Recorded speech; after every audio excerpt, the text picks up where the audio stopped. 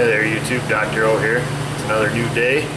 We just pulled in this 93 G20. It's got a coolant leak, I guess. Customer thinks it's the water pump, so we're going to go ahead and have a look at that, put a little pressure on the system and see if we can verify that. And if it is a water pump, there's going to be a video on how to change your water pump.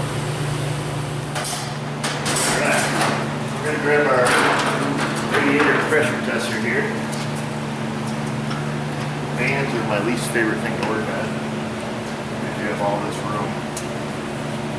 We're going to pull this air duct out.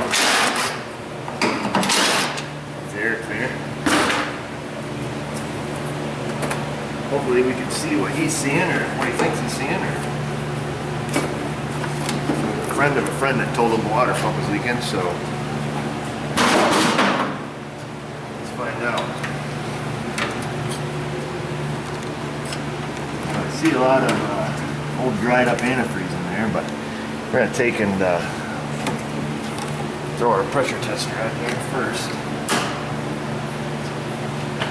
You can pick these up just about anywhere. This one here we got from Mac Tools. They're a relatively inexpensive tool to buy. Pretty simple though. Just hook them on the radiator and the filler neck. 15-pound system, so we're just going to take and pump it up. You can see here on the gauge.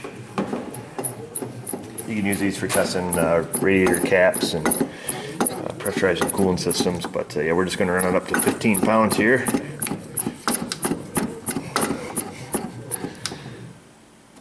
Oh, I think I can hear it. Let me turn the radiator down.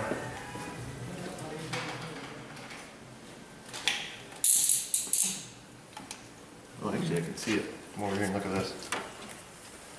You can see down in there where the light is, see the water spraying.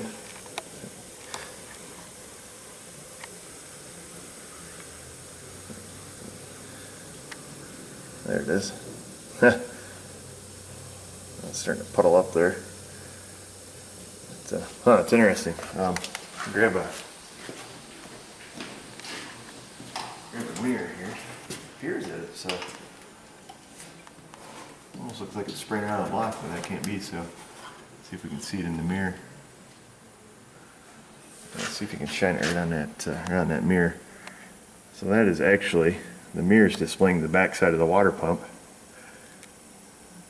It must have a rust hole right through that back housing on that water pump. Not a typical spot for a water pump to leak. Usually they leak out the weep hole, the front seal, something of that nature, but yeah, this one has a hole rusted right through the back of it. So I guess we verified that complaint. So as I stated in the beginning, I guess this video is going to turn into a how to change the water pump on your G20 van. All right, I've talked to the customer. We've got the water pump on its way. So first thing first, stick a drain pan underneath the driver's front corner here. And right down there in the bottom corner of the radiator is the petcock. You just have to take and unscrew that and let the antifreeze slash mud drain out of the radiator, because our goal is, the video on this might not be as good as we'd like it, so our goal is to remove the upper fan shroud here. So we have to drain the antifreeze down. We're going to remove the upper radiator hose here from the radiator, and typically you'll work around this AC line. Fortunately for us though, this van's old enough and the AC has been long since deemed junk. There's no pressure on it at all, so I'm gonna unhook this AC line so long as it'll come unhooked, and just kind of swing that out of our way, just to kind of make this job a little bit easier. But if you have a functioning air conditioner or you don't know, just go ahead and leave that alone, unless you have, you know, evacuation equipment or the means to be able to check that. So I'm going to get some of this stuff moved out of the way and we'll be right back. Alright, so you can see we've removed the fan shroud here. Got that out of the way. Other thing I had to take out that I didn't mention the first go around is the washer tank. Like I say, this one here, it was great because I was able to unhook this AC line. Typically, you're working around this if you have no way to evacuate the AC. Here at the shop we do, but at home you may not. So it is possible. I've done these without removing it. The other thing is I forgot to mention we have to remove the hood latch. Now with this, I'll give you a little tip. when you have the bolts in this thing's adjustable. You can move it all over the place. So to avoid, assuming it works well to begin with, to avoid having to reset it, just take one bolt out, leave one bolt tight, take one bolt out, and make sure that on the face of it here that you can see where the bolts went. If you take one bolt out and there's no, no given marks or anything, it would be a wise idea to take a scribe or something sharp and mark around the heads of the bolts. That way when you go to put it back on, you can put it exactly where it was, and then you shouldn't have any screwing around to realign your hood. So next thing we're going to do, we've got that out of there. You can see that opens this up dramatically. We're just going to kind of move some stuff out of our way. I'm going to go down and unbolt the fan clutch from the front of the water pump. There's 4 bolts that hold that on over here. You're going to look at that. So the easiest way to do this is I'll grab a screwdriver here to show you. Because you're going to find that when you stick a wrench on these, that it's going to want to spin the engine over. So just take a wrench or a screwdriver, stick it down in one of the studs like this. Use your wrench on the other one and bust it loose. And then go right on to the next one. Stick a wrench on it. You'll pull it up to the top. Actually, let me. I'll grab some tools. I'll give you a quick example. All right. So like I say, get your screwdriver in there. Stick the box end of your wrench on that nut. Oh, that one really wasn't even that tight. Let me check these other ones. Oh, well, kind of nix that idea. We'll just go around and hit all 4 of these, see if any of these.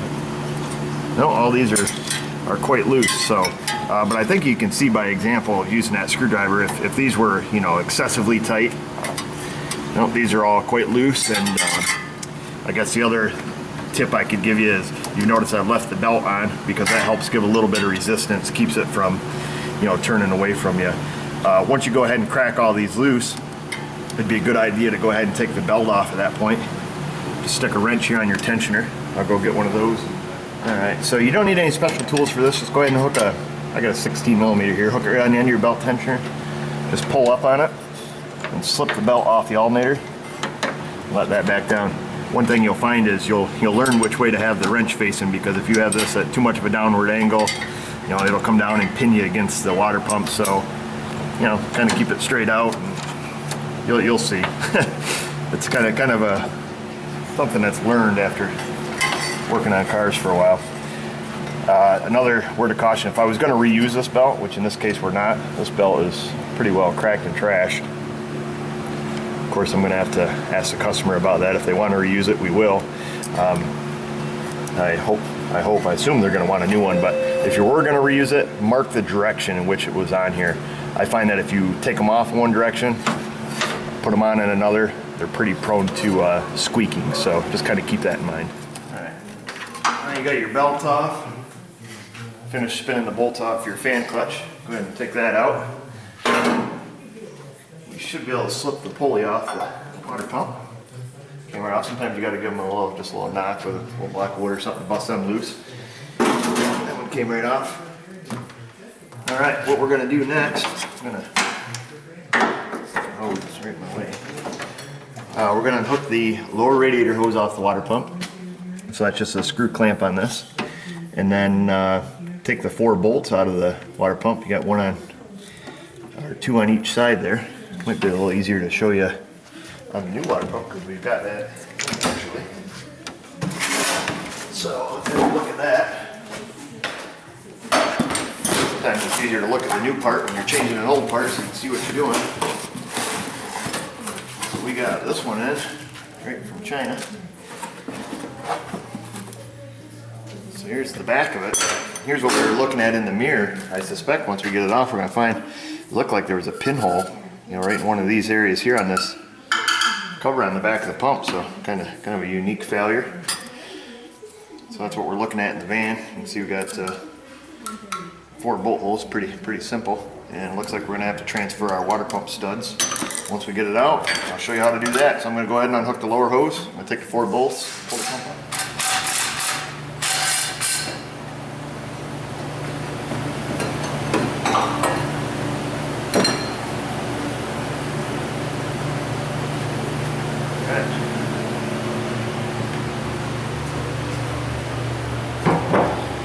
there's our old pump.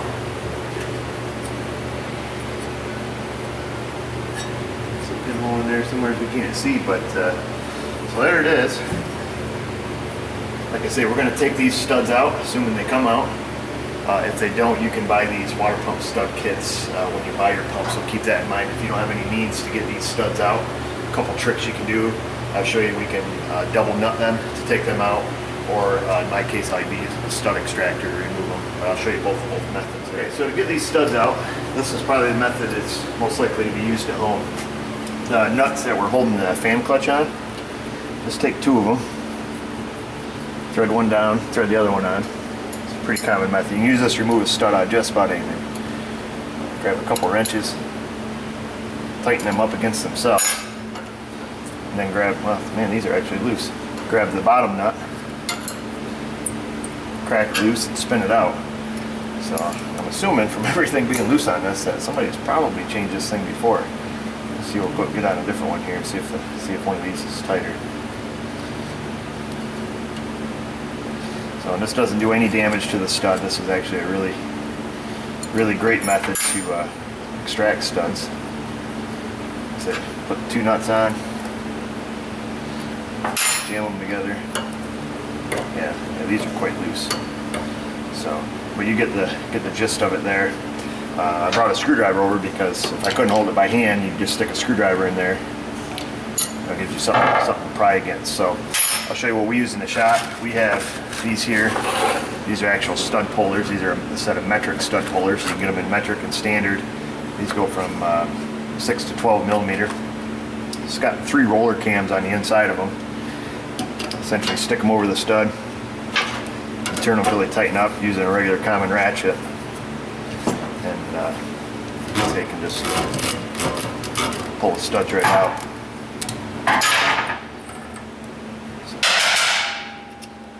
Doesn't do any damage to them. Sometimes if they're real tight, it'll put 3 little marks on the sides of the studs from the roller cams, but I haven't found where that causes any real problems at all to speak of. So if you work on cars a lot, remove studs a lot, these are a great tool. There's a couple different types of stud extractors. You can start checking them out online.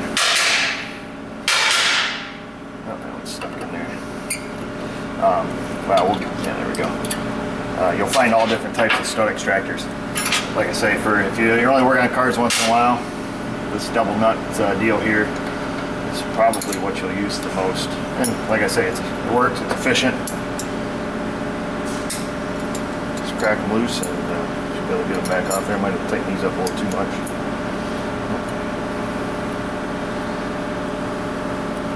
So that's all you need to get studs out. It's a couple wrenches and 2 nuts. We're going to grab the new water pump and transfer those over, get the gaskets ready, and prepare the truck or the van here to put the new water pump on. Okay, so we've got our new pump. We're going to put our studs back in that. I don't have to show you the whole process. Process of putting them in is just like the process of taking them out. You can double nut them, use your stud extractor, or whatever means you have there. So I'll get them in and we'll show you a little trick on the gaskets and we'll go from there. We got the new pump here, got the studs in it, got the gaskets. I'm going to show you a little trick with this gaskets on this Chevy pump. So when you get them, both of them are exactly the same. You can see on one side of the pump here requires this gasket, on this side it does not. Now you can go ahead and use this gasket like it is, but sometimes I found when I put these pumps in, this will hit like the timing cover, knock it off your pump, kind of a pain. So just take your gasket, stick it up on there so the holes line up. And you can either just draw a line around it, cut it off with a pair of scissors, or if you just have a ball peen hammer,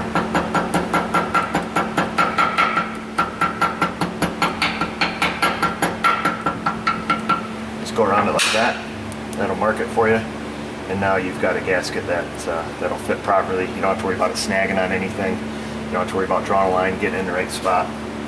So after you do that, and you can do that with anything. If you get like a roll of gasket material and you're making your own gaskets, just stick it on the surface that you want to make it.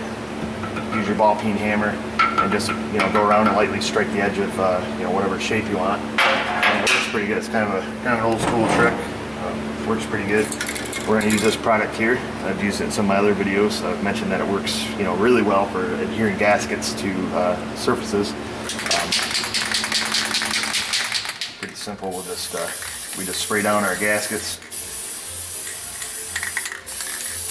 I'll let that sit for a few minutes. I'll come back, give it a couple, 2 or 3 more coats, so it'll get real tacky. We'll clean off our water pump here with some brake parts cleaner, get all the grease and anything, any kind of oils or anything they package on to keep it from rusting. Get that off, we'll spray that, and you'll see how well these will stick and how much easier it'll make to put that pump in. A few minutes here. See the eye tag is tacky.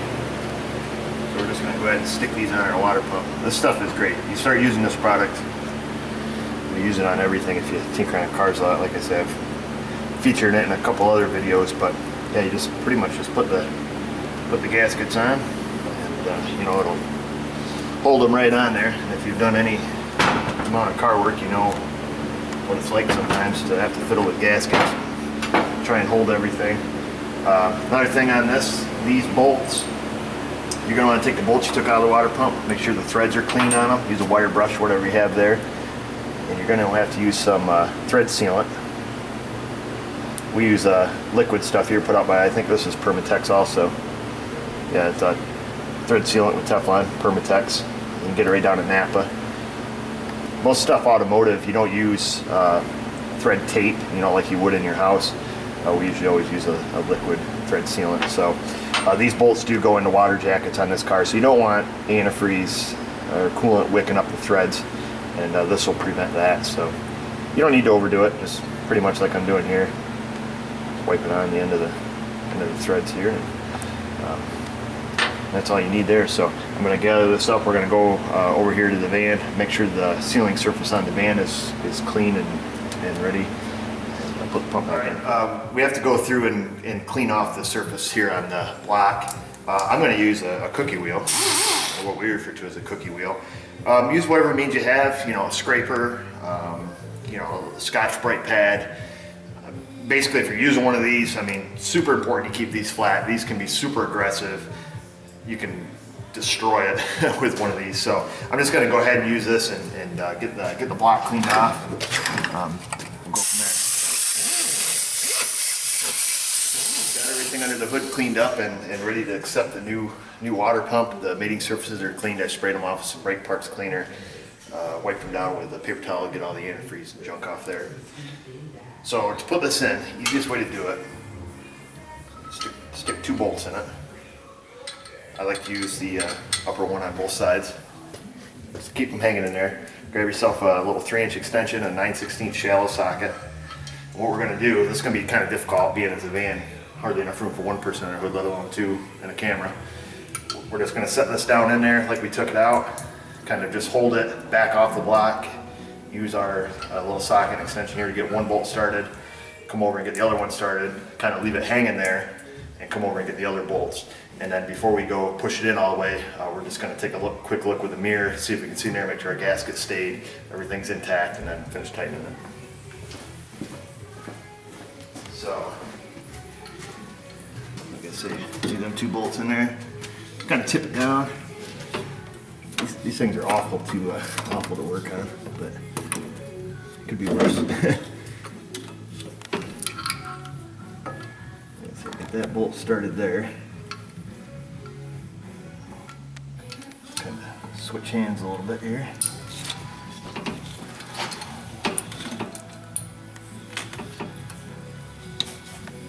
Now that you've got those 2 bolts started, they are kind of tricky. We're going to go through and just stick the other 2 in.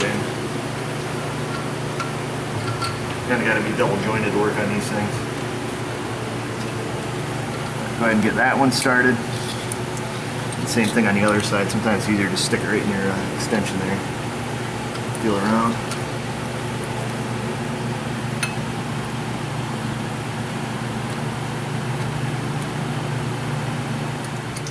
Okay, now that I've got the water pump on, I'm just going to go in there with my mirror. Just want to have a look, make sure I didn't accidentally knock the gasket off. Pretty sure everything went well. So yeah, looks good. The gasket's still attached to the water pump on both sides. All 4 bolts are started. Didn't seem to knock any trash down in there. So I'm going to go ahead and just grab a ratchet, push the pump up, finish running the bolts in by hand. Shouldn't be a problem. Then just go ahead and snug that up and put this thing. All right, you can see that we've got the pump put on. I went ahead and just worked around that, snugged that up. got the lower hose hooked on. We're going to take and put our hub back on there. We're going to slip the fan clutch back down in here. We're going to grab the nuts off from that. We're just going to go ahead and work those on all the way around. Just use our wrench and tighten them up. And before we put the fan shroud on, we are going to pop our new belt on. I talked to the customer who owns this thing, and he said go ahead and put a new belt on it. Didn't want to spend the extra money to take the time to flush the block out and get rid of all that rusty sludge, but we pretty much can just suggest things to our customers, inform them, and let them make the decision. So before you put a bunch of negative comments on there as to why I didn't flush that out, well, can't squeeze blood out of a stone, so we just do what we're asked to do and move on from there. So I'm going to go ahead and tighten this up, and then we'll be right back. All right, we've gone ahead and we've gotten our belt here from Advance Auto. They brought that up. I was happy to see the customer want to do that.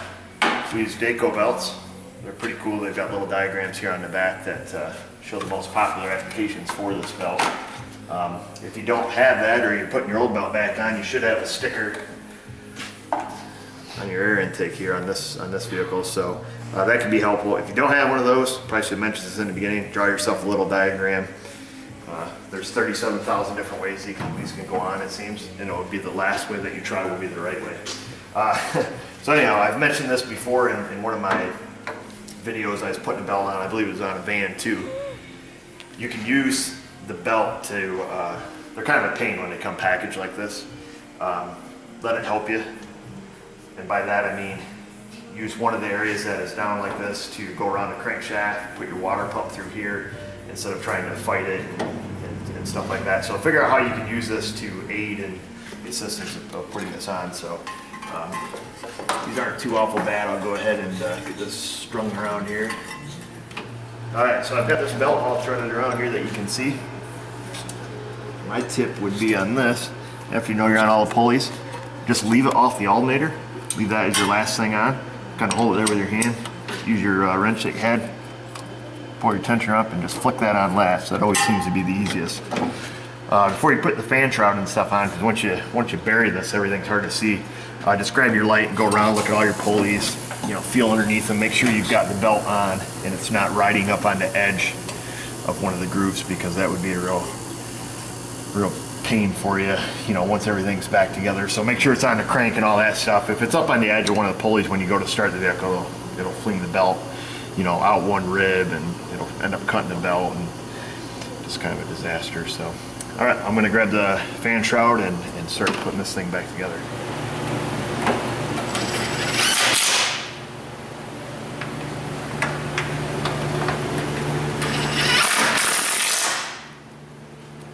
Cordless impact sure you come in handy with little projects like this and like fasteners. So we're just going through. We're going to put the rest of the other 4 bolts in the fan shroud here. The lower one's a little tricky to get to. We're going to get that done. Reattach our lower radiator hose. Rehook up our hood latch. Put our AC line back on, and go ahead and put the washer jug back in. I think that's about it. And the air intake there. Fire it up. Make sure the belt's on good, and then we're going to go ahead and fill it up with coolant. Make sure we don't have any leaks.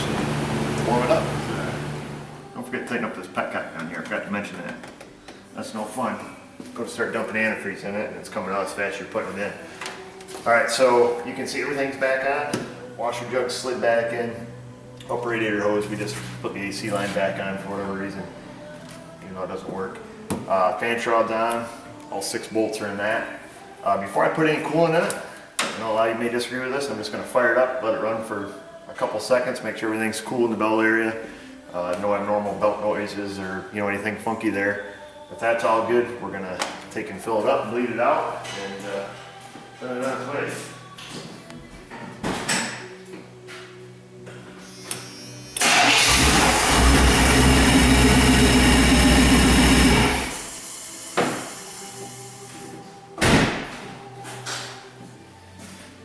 Alright, well that seemed to sound good. Sound like an old Chevy. Pretty distinct sound. You can probably problems with the belt. Everything looked like it stayed on good. So I'm gonna go ahead and get us some coolant and mix it in here and throw a hose on the exhaust if there's anything left to it, and warm it up.